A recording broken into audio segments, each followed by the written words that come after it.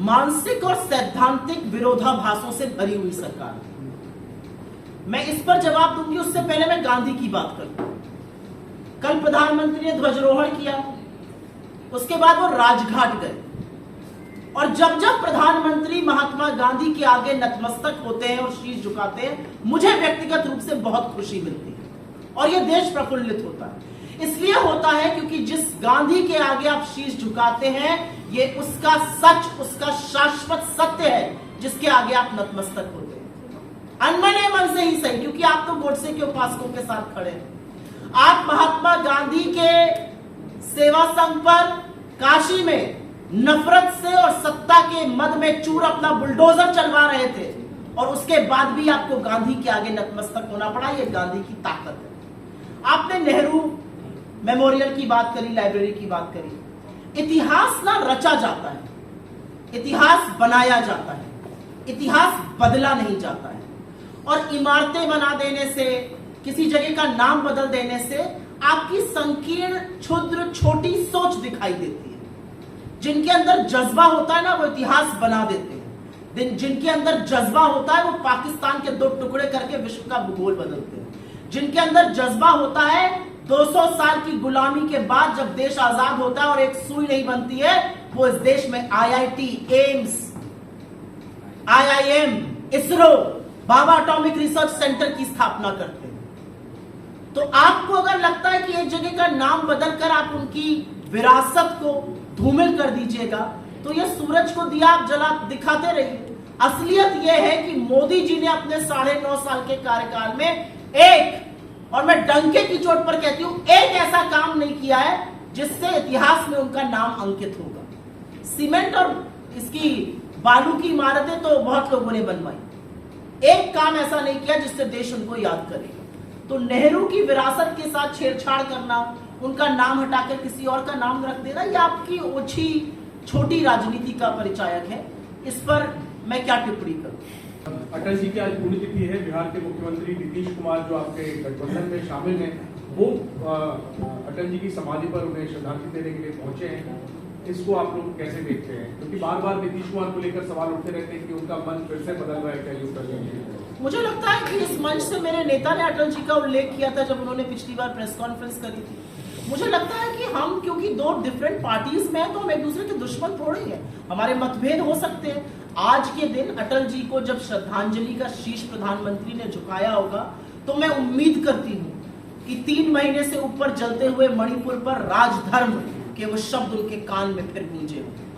तो मेरा तो अपना मानना है कि प्रधानमंत्री मोदी को तुरंत एक रेड करवानी चाहिए, ED, CBI, इनकम टैक्स, जिसकी भी कराना चाहे, ताला लगवाए संस्था पर और जेल भेजने का काम करें CAG के लोग। इन लोगों को क्या लग रहा है, प्रजातंत्र चल रहा है कि आप रिपोर्ट निकालेंगे और सरकार को आईना दिखाएंगे और सरकार से सवाल पूछेंगे कि इतनी बड़ी बड़ी धांधली कैसे हो रही है? अरे ये सब प्रजातंत्र में किया जाता था। ऐसे ऐसे पेपर फेंक कर एंकर, एडिटर तब शो करते थे जब प्रजातंत्र था। अब जब प्रजातंत्र नहीं है तो ऐसी एजेंसीज का क्या मतलब है?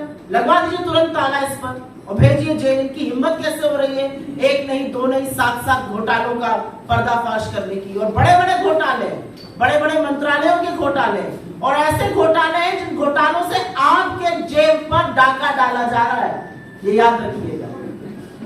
लेकिन मोदी जी कहाँ कुछ गलत करते हैं? मोदी जी ने बड़ा पैसा खर्च करके खूब सारे मीडिया प्रचार प्रसार से अपनी एक छवि बनाई थी। दिन भर ईमानदारी ईमानदारी ईमानदारी की उस छवि का दम्भ भरते हैं। अब ये CAG रिपोर्टें जो हैं 1 नहीं 2 नहीं 7, वो उस छवि को पूरी तरह से ध्वस्त कर देती है, बर्बाद कर देती है। तो कुछ सवाल बनते हैं, लेकिन इस देश विरोधी संस्था को तो बंद होना चाहिए भाई। बहुत गलत बात है, मोदी जी के साथ बड़ी बेइंसाफी है। उनकी नाक के नीचे जो घोटाले और भ्रष्टाचार हो रहा है उसको उजागर कर रहे हैं। भला बताइए, ये काम है संस्थाओं का? कैसे ये काम कर रहे हैं? पक्का किसी इंटरनेशनल साजिश का साथ देते हैं। शुरू में करूंगी 7 घोटाले। एक पहला है भारतमाला प्रोजेक्ट से करीब 70-75 हजार किलोमीटर की सड़क बननी थी, और इसका पैसा CCA, cabinet committee on economic affairs, जो आर्थिक मामलों की कैबिनेट कमेटी होती है जिसकी अध्यक्षता स्वयं प्रधानमंत्री करते हैं, उन्होंने इसका फंड दिया था। और फंड ही नहीं दिया था तो उसमें पैसा खर्चा कैसे होता है उसकी निगरानी भी करते हैं। इसमें जो भी टोटल, और इसके हम आपको प्रेस रिलीज में सारे फिगर्स दे रहे हैं, इसमें 15 करोड़ 37 लाख रुपए पर 1 किलोमीटर सड़क बननी थी। इन लोगों ने बढ़ाकर 32 करोड़ 17 लाख कर दिया, दुगने से भी ज्यादा। और ये पीएम की निगरानी में सीसीए की नाक के नीचे भारत सरकार के आंखों के सामने हो रहा था। सिर्फ पैसा ही नहीं दोगुना किया गया, इसमें और भी बड़ी धांधलियां सामने आई है। इसमें पता चला है कि फर्जी दस्तावेजों के आधार पर बिडर्स का चयन हो गया, बिडिंग प्रक्रिया में बड़ा फर्जीवाड़ा सामने आया है, विस्तृत परियोजना रिपोर्ट पर काम भी नहीं हुआ, एस्क्रो अकाउंट से करीब 3,500 करोड़ रुपए का हेरफेर हुआ।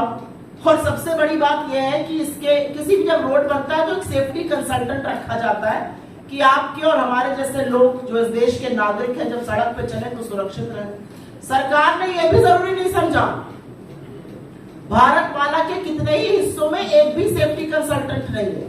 तो अगर आप भारतमाला की किसी सड़क पर चल रहे हैं करीब 70,000 किलोमीटर की, तो अपनी जान की, अपने माल के, अपने खुद के रखवाले आप हैं, सरकार की जिम्मेदारी नहीं, क्योंकि उनके पास सेफ्टी कंसल्टेंट रखने का टाइम ही नहीं था। तो भारतमाला में दुगनी करी लागत और हर तरह के फर्जीवाड़ा करके भगवान जाने किसको किसको ये टेंडर दिए गए, जिन्होंने सेफ्टी कंसल्टेंट्स तक नहीं रखे, एस्क्रो अकाउंट से हेरा फेरी। फिर यही द्वारका एक्सप्रेसवे में स्वीकृत लागत जो थी वो करीब 18 करोड़ प्रति किलोमीटर थी। सरकार का कहना है बहुत बढ़िया बना है द्वारका एक्सप्रेसवे, अच्छी बात है, बनना अच्छा भी चाहिए। उसकी कीमत 250 करोड़ प्रति किलोमीटर हो गई। कहां 18 करोड़ प्रति किलोमीटर स्वीकृत और कहां 250 करोड़ प्रति किलोमीटर। और आप ये सोचिए कि 2 किलोमीटर बनाने में 500 करोड़ खर्चा हो गए और उस 500 करोड़ में मंगलयान पहुंच गया। यह सरकार की असलियत है। मंत्रालय ने एक एक्सप्लेनेशन इशू किया, वो सवाल और उजागर करता है। क्या बन गया भाई ऐसा? कौन सा ऐसा विश्व का 8वां 9वां अजूबा बना जिसकी कीमत 18 करोड़ से बढ़कर 250 करोड़ प्रति किलोमीटर हो गई? अब ऐसा हाईवे बना हुआ जिसमें आप चेहरा देख सकते होंगे, अन्यथा तो इतना कीमत बढ़ना बड़ा मुश्किल का काम है। महंगाई की वजह से इतनी कीमत बढ़ नहीं सकती है, क्योंकि एस्केलेशन कॉस्ट उसमें होती है। तो ये कमीशन खोरी है, किसने पैसा खाया इसमें? तीसरी, टोल में लूट। आप सब लोग तो खूब टोल देते होंगे आते जाते वक्त। अगर दिल्ली से मुंबई आज जाना हो तो 6,000 रुपए का तो आप टोल ही दे दीजिएगा सड़कों पर। और मजाक नहीं कर रही हूं, जाकर देखिएगा 6,000 रुपए का टोल दिल्ली से मुंबई, अगर आपको दूरी नापनी है सड़क से। NHAI का रूल है कि अगर टोल के पास या टोल वाली जो सड़क है उस पर कंस्ट्रक्शन होता है तो टोल की कॉस्ट 75% कम होगी। ऐसा नहीं किया गया। मात्र 5 टोल बूथों का, मात्र 5 टोल प्लाजा का सीएजी ने एक रैंडम ऑडिट किया और उसमें पता चला कि करीब करीब 132 करोड़ रुपए अवैध वसूल लिए गए लोगों से। ये मात्र 5 टोल प्लाजाओं की बात कर रहे हैं। अगर पूरे देश के टोल प्लाजाओं का ऑडिट हो जाए तो सोचिएगा कितना लाखों करोड़ों का गबन हुआ है। और सड़क पे कौन चल रहा है? सड़क पे धन्ना सेठ चल रहे हैं या आप जैसे और हमारे जैसे मध्यम वर्ग, निम्न मध्यम वर्ग, गरीब लोग चल रहे हैं बसों से, गाड़ियों से, और वो सारा कॉस्ट निकालता है। तो 132 करोड़ तो टोल में लूटे। और एक और ऑडिट में पता चला है कि करीब 135 करोड़ NHAI ने राजस्व का नुकसान किया। एक कंसेशन अग्रीमेंट होता है वो कर करके। आयुष्मान भारत पूरे वक्त लोकसभा में यही सुनाई दे रहा था, हर जगह प्रधानमंत्री इसकी बात करते हैं। ये तो घोटालों का योजना निकली। आयुष्मान भारत में 7.5 करोड़ लोगों का,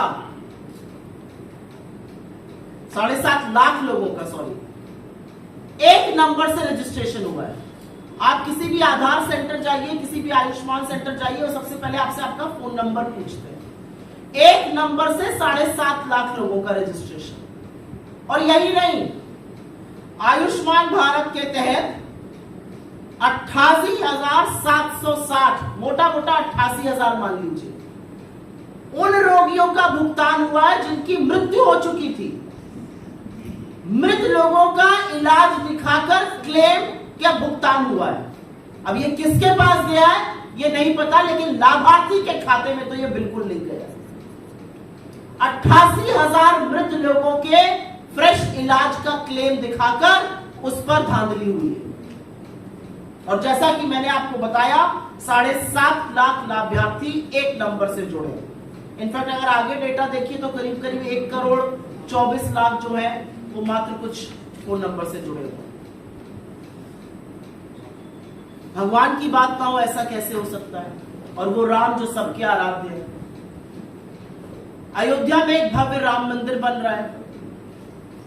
जमीन में जितनी दलाली भारतीय जनता पार्टी के नेता, एसडीएम, कानूनगो सब मिलकर कर सकते थे, बड़े बड़े नेता, ट्रस्ट के लोग, वो तो खूब हुई, वो आप लोगों ने देखा। और सरकार की बेशर्मी कह लीजिए या थेथराई कह लीजिए, एक शब्द उस पर बोला नहीं गया। अब पता चल रहा है कि अयोध्या डेवलपमेंट प्रोजेक्ट में भी खूब धांधली हो रही है, और धांधली ऐसी वैसी नहीं हो रही है। पैसा जो जनता का है वो जा रहा है ठेकेदारों के गले में, अनुचित लाभ पहुंचाया जा रहा है। ऐसे ऐसे ठेकेदारों को जीएसटी का भुगतान हो रहा है जिनका रजिस्ट्रेशन कैंसिल हो चुका है। सिंचाई विभाग ने तो ऐसे लोगों को ठेका दे दिया जो अयोग्य थे। जो कार्यान्वयन एजेंसी है उत्तर प्रदेश राजकीय निर्माण निगम, उन्होंने परफॉर्मेंस गारंटी का एक पैसा होता है जो ठेकेदारों से जमा कराना होता है, वो तक जमा नहीं कराया। तो ये तो भगवान के नाम पर लूट मची हुई। पहले जमीन की धांधली में सस्ते में जमीन लेकर महंगे महंगे दामों में ट्रस्ट को बेचकर खूब पैसा कमाया इन तथाकथित राम भक्तों ने। हमारे आराध्य को, हमारे ईश्वर को भी नहीं छोड़ा। और अब उसी अयोध्या डेवलपमेंट प्रोजेक्ट में बड़ा घोटाला सामने आ रहा है कि करीब करीब 20 करोड़ रुपए तो ऐसे ठेकेदारों के गले में गए जो अयोग्य थे। रजिस्ट्रेशन कैंसिल, जीएसटी का भुगतान आ रहा है। ग्रामीण विकास मंत्रालय, रूरल डेवलपमेंट मिनिस्ट्री, ये छठा घोटाला सामने आया है। क्या कहता है ये घोटाला? इसमें पेंशन का एक प्रयोजन होता है। वो पेंशन किसको जाती है? वो पेंशन जाती है वृद्धा पेंशन, विधवा पेंशन और विकलांग पेंशन। हर गांव में अगर आप आज की तारीख में चले जाइए तो आपको 10 लोग ऐसे मिल जाएंगे, वृद्धा, विकलांग, वृद्ध मिलाकर, जो कहेंगे हमारी पेंशन नहीं आ रही है। किसी भी जगह चले जाइए वो कहेंगे हमारी पेंशन नहीं आ रही है। फिर हम उनको दिलासा देते हैं कि हम कुछ करते हैं, फिर हम डीएम को चिट्ठी लिखते हैं, फिर डीएम कहता है कि नहीं ऐसा आवंटित फंड कम हो गया है, क्या किया जाए। ऐसा तमाम जगह होता है, एटलीस्ट जहां जहां मैं जाती हूं वहां जरूर होता है। अब पता चल रहा है ऐसा क्यों हो रहा है, क्योंकि जो वृद्धा पेंशन, विकलांग पेंशन, विधवा पेंशन का पैसा है वो सरकार दूसरी योजनाओं के प्रचार प्रसार में खर्च कर रही है। सीएजी की रिपोर्ट से यह सामने आया है कि सरकार ने इस पैसे से होर्डिंग लगवाए ग्राम समृद्धि स्वच्छ भारत पखवाड़ा के 19 राज्यों के हर जिले में। जो पैसा एक विधवा के खाते में जाना चाहिए था, जो एक विकलांग के खाते में जाना चाहिए था, जो एक वृद्ध के खाते में जाना चाहिए था, उससे 19 राज्यों के हर जिले में होर्डिंग लगाए गए स्वच्छ भारत पखवाड़ा के। तो हमारे कुछ सवाल है प्रधानमंत्री जी से। हमारा पहला सवाल तो यह है कि आप ही की नाक के नीचे ये तो घोटाले हो रहे हैं तथाकथित, आप ही की नाक के नीचे ये धांधली हो रही है, तो इस पर चुप्पी तोड़िएगा या नहीं तोड़िएगा? क्या प्रधानमंत्री अपनी सीधी निगरानी में हो रहे भारतमाला घोटाले, जिससे सीसीए के अध्यक्ष आप हैं, उस पर चुप्पी तोड़िएगा, उस पर कार्रवाई करिएगा?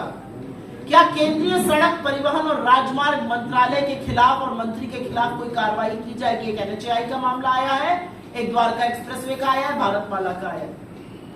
क्या प्रधानमंत्री आयुष्मान भारत में हो रहे फर्जीवाड़े पर कुछ करेंगे? और क्या वो पता करेंगे कि आखिर लाभार्थियों का पैसा गबन किया तो किसने गबन किया?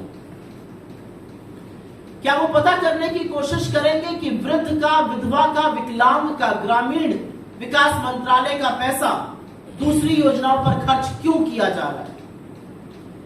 क्या प्रधानमंत्री ये जानने का जरा सा भी प्रयास करेंगे कि अयोध्या में जमीन की धांधली के बाद जो अयोध्या डेवलपमेंट प्रोजेक्ट में घोटाले हो रहे हैं और अनुचित लाभ ठेकेदारों को पहुंचाया जा रहा है, वो कौन पहुंचा रहा है? और अंत में मैं सिर्फ ये कहूंगी कि किसी जमाने में सीएजी का नाम सुनकर अधिकांश मीडिया को करंट लग जाता था।